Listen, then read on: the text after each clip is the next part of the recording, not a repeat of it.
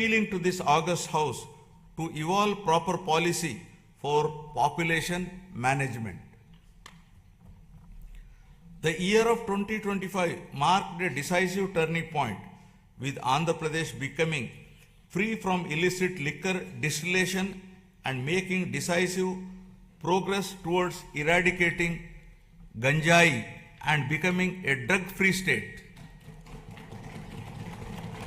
This has been accomplished through the rollout of Navodayam 2.0, first piloted in select districts and subsequently implemented across the state, combining strong enforcement with community engagement.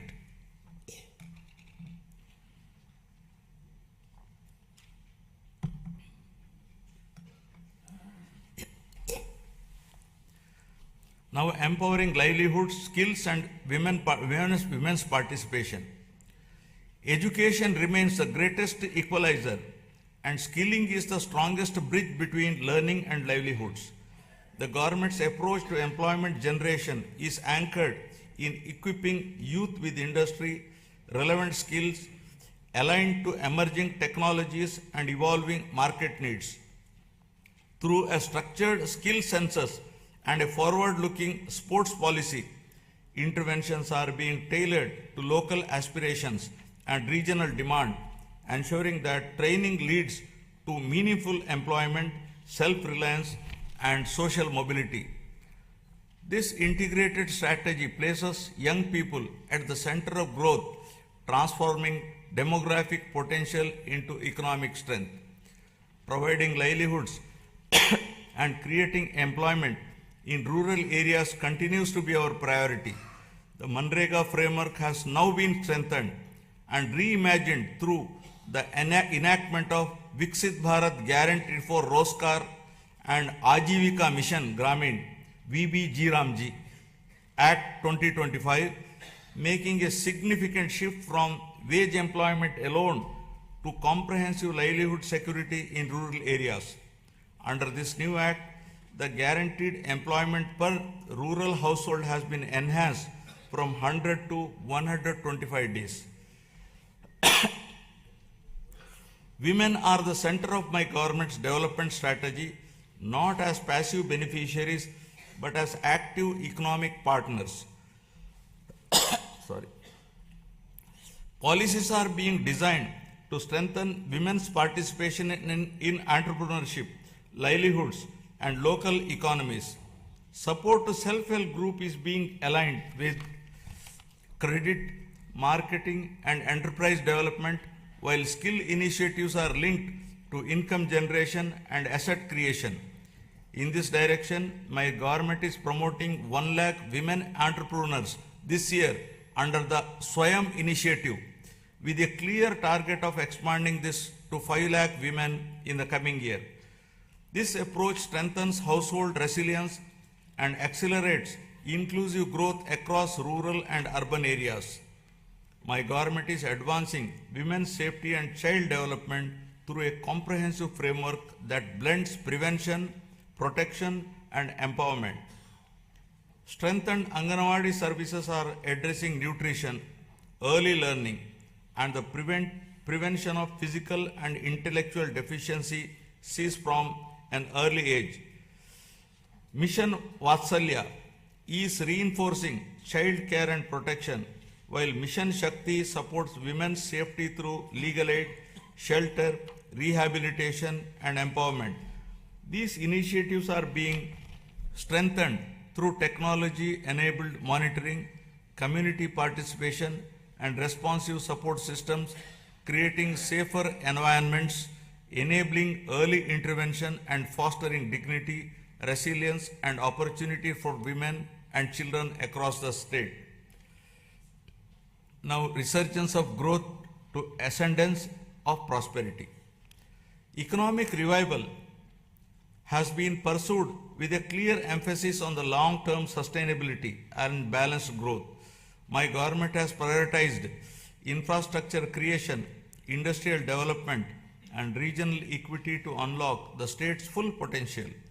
Investment in roads, ports, airports, urban transformation, and emerging technologies are creating jobs and improving connectivity. Simultaneously, focused efforts on MSMEs, agriculture, and services are strengthening local economies. The state's economy is steadily returning to a strong growth path, supported by revival across agriculture, industry, and services. Improved fiscal discipline, investment momentum, and infrastructure development are contributing to higher economic activity, building infrastructure for balanced regional development. The government is according the highest priority to completing the Polavaram project, the backbone of the state's irrigation system, with a firm resolve to complete it before June 2027. Building on this foundation, the Handri Niva Sujala Sravanti is being advanced to deliver quick and tangible benefits to drought-prone regions. The Nallamala Sagar and river linking initiatives are being pursued to connect Godavari waters from Polavaram to the Vamsadhara and southern river systems. Parallelly, preparations for the Godavari Pushkaralu scheduled in 2027 have commenced with focused attention on infrastructure, pilgrim facilities, and riverfront management, reflecting responsible water stewardship and administrative readiness. Under the vision of inclusive and equitable development, government has adopted a regional development approach covering all 28 districts of Andhra Pradesh, organized into 3 integrated growth regions with Visakhapatnam, Amaravati, and Tirupati as their epicenters. The recent union budget announced on city economic regions reinforces this strategy, with the Vijayawada Guntur Amaravati cluster emerging as a strong Tier 2 urban agglomeration anchored in logistics, capital functions, and talent hubs. While the Visakhapatnam economic region has been launched, planning for the Amaravati and Tirupati regions is underway. Regional strengths are being harnessed through port-led economic development, aquaculture, and sustainable growth along the coast, horticulture in Rayalaseema, and value-based initiatives in tribal areas.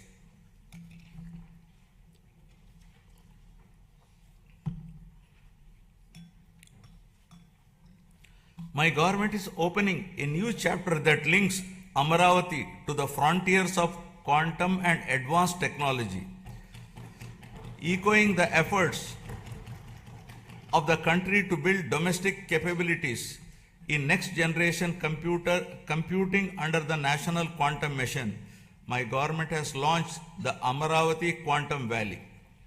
Andhra Pradesh is positioning itself among the select global locations where quantum computing systems will be operational over the year.